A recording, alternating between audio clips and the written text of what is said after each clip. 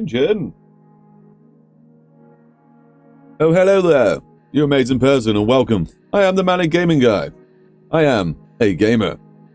A gamer kind of type of person who likes to make fast cars. I also enjoy making my own tracks for Z fast cars. You'll find me in BeamNG driving like a lunatic sideways around corners. But you also find me in a game called Automation, the car tycoon company game, tycoon game, where I'll be making my own custom cars and exporting them to Z game BeamNG.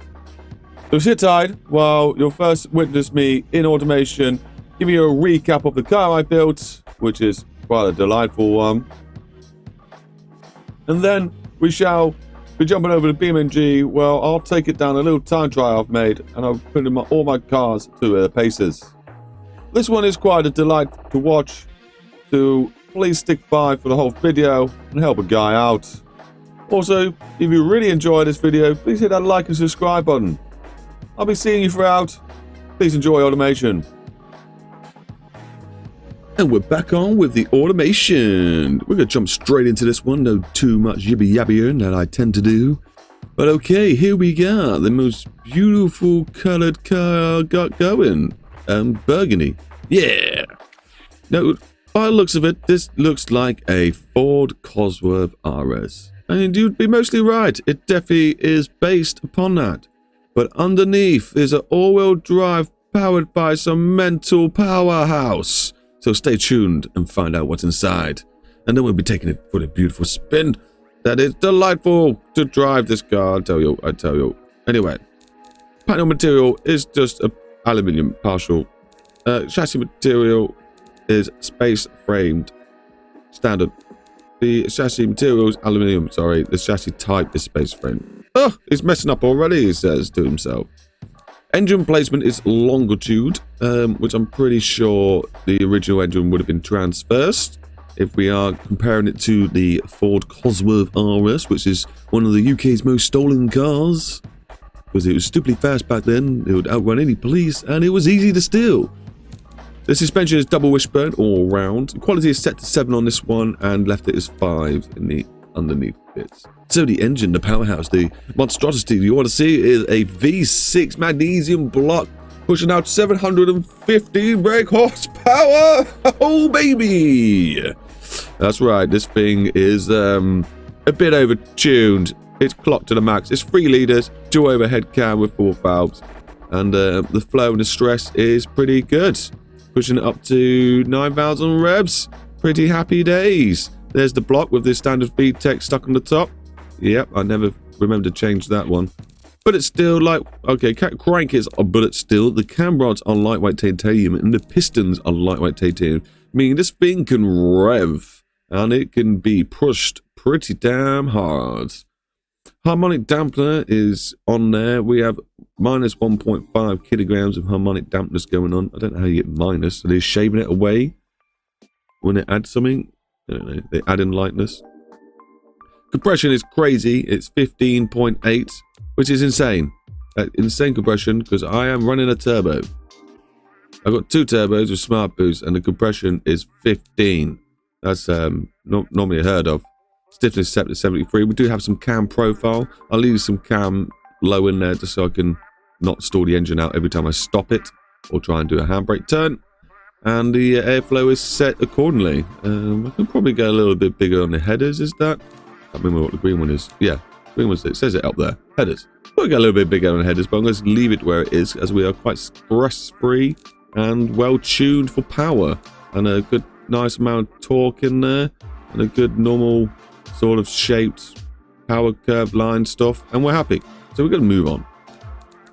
The car I've picked was originally this convertible because I wanted to make a video that I sort of Ford, and I thought, oh, why would you be making that Ford when you can make the Cosworth? That's what you go for, surely. I can't remember. I'm pretty sure the Cosworth's only rear-wheel drive. This thing's all-wheel drive, and like I said, we swapped the power block to a V6 rather than, I'm guessing, an inline 4 is what Cosworth probably would have been. Maybe like a 3-litre version. Oh, we can make a hatchback version of this. What do the hatchbacks look like? It looks like a 106. A 106 with a V6 in it. That would be ridiculous. Maybe in the future. Let me know if you want to see that happen. So yeah, custom paint job, lovely. Custom wheel paint job, lovely. What downforce we got? I know we got 1 spoiler, 2 spoilers. I think we got 3 front lips, and I'm pretty sure we got 1 big wang, and we got a little tiny wang and a under wang. So that's cool. Looking tasty for downforce, which this car did have a lot of downforce. It did have this ginormous thing sitting at the top, which is optimum place to put a spoiler, really, and a nice little pushy down bit to help it stabilize it. So yeah, probably too much downforce, but this is a custom one with extra modifications, so maybe a realistic amount of downforce actually has been added.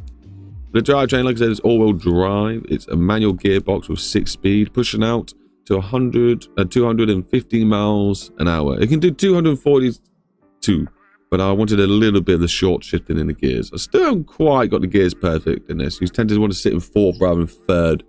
Then you kind of in 3rd and 2nd to get out. I don't know. It's a bit tricky. I might change the gear ratio to this toge road.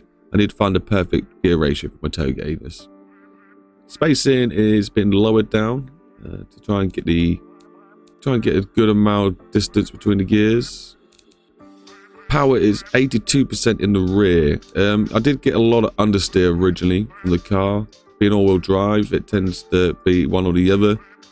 Now it's quite balanced. You have to sway the car over to the side and get it like leaning, and then when you put your foot down, it will oversteer for you. But if you don't get that initial lean, I guarantee when you put your foot down, it's just going to understeer for you. So I don't know if that's perfect balancing or reckless balancing, but you know, it works for me.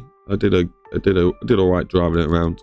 Geared LSD differential, which is pretty important for keeping in those corners. Radial tire type. Tire choice was sports compounds. We are running 2 3.5s in the front and 2 50s on the back, with tire wall 50 and 45. I'm not really too sure why they have different size tires, but that's what's happening. That's a thing. Magnesium rims. This is probably going to be a high-end aftermarket thing, even though they look pretty standard alloys. Ceramic disc on the front, 2 pistons, ceramic disc on the back, 1 pistons. Brakes are set accordingly to these lines. Gone quite heavy on the rear and a bit light on the front. Brakes all right, does its job. I do lock up a few times later on. Downforce is 50-50. I did go quite a lot of 50-50 on this car to try and get it well balanced. And I do believe I end up throwing the weight anyway to the front. Here we are. 52% in the front. Yeah, close enough. It did help it grip rather than understeer in the corners, is what we sort of needed. Too much downforce in the back was just making it lift, I guess, when we tried turning out of corners and throttling. 1.22 Gs in 20-meter corner, which is quite low, and 130 in the 200-meter circle, which is quite low. You can see it's almost trying to uplift down here. Like it does want its back end to throw out. You've got to be careful of that one, throwing it around the corners and on straight lines. But I'm happy. Interior, we got 4 seats in the interiorness, which if you look, I have got the 4 seats. I've took the seatbelt out, so we've got 4 seats in there completely. Interior is pretty damn beautiful. I'm really happy with the way the interior came out. Very basic and standard, but it looks good. Looks authentic. Driver's aid, we've got electric variable and steering, and we got all the bells and whistles added to it, but I take them off, by the way, when I'm racing. I have no traction control, no ABS, and no assistance from BeamNG whatsoever when I'm going down the track. Hence why I lock up the wheels probably so much. Standard safety, quality, non-optimum lightness is thrown up, and the weight distribution is 50 on here. But obviously I've just shown you it's 42% if the weight is in the front. Suspension now. We've already really looked at this graph, no more graphs we need to look at there. Active sport, springs and semi-active dampeners and passive sway bar. Like I said, this car's been pretty highly modified and tuned. It looks pretty basic from the outside. Ignore the jaggedy wing. I had to make that up myself. I think I did okay. Yeah, so this has been fully modified, but looks very similar on the outside. On the test track, I'm pretty sure it does okay. If it's always under 2 minutes, I'm happy to drive it around like a lunatic. And this one I'm pretty sure does go under 2 minutes. Yeah, 1 minute and 57 seconds around the test track. So, you know, I don't talk like this in real life. I have a much higher pitched voice, which I have to put on a low one for this video. So, that was automation. How did you like it? My recap, as I've just did it 10 minutes ago, was it was a delight. I had lots of fun recapping and going through the memories of making this car. I say memories, I had a lot of memories because I went through BeamNG and automation about 10 times, just going back and forth, just by tweaking it because I need my cars to go around corners properly. By that I mean when you put your foot down, I want it to tuck into corners with the back end coming out. I don't want to be going off the corner into curbs, and I had to do a lot of that sort of tweaking in this car. But we got there in the end, as you're just about to see. We're going to now jump over to BeamNG.Drive, where we take my twist on a Ford Cosworth and we send it down my little UK themed map. This is a time trial that I've built myself. It's taken me about 3 or 4 months to get this far. There's going to be loads of other roads, so if you like your own custom map stuff as well as fast cars, stick around because one day I will be releasing it for all your pleasurable times. Just please like and subscribe because it really helps me push and drive. Yeah, it really goes well, that did. Please like and subscribe because it really helps me push and drive. I'll see you after BeamNG. Enjoy the little video.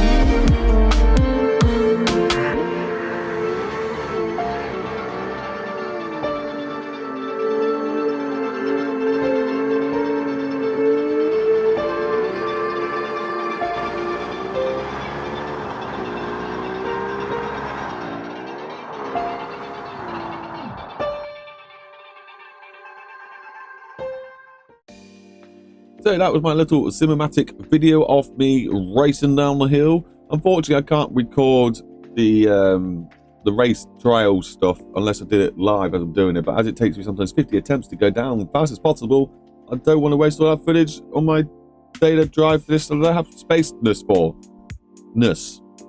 So yeah, you just have to rely on me to tell you the truth that it was a 4 minutes 35 seconds, 3 numbers. I don't remember the numbers, but yeah, that's the new first place. It overtook the car before that, which was a Skyline, which we're not really happy about, so we might have to build another Skyline to go faster.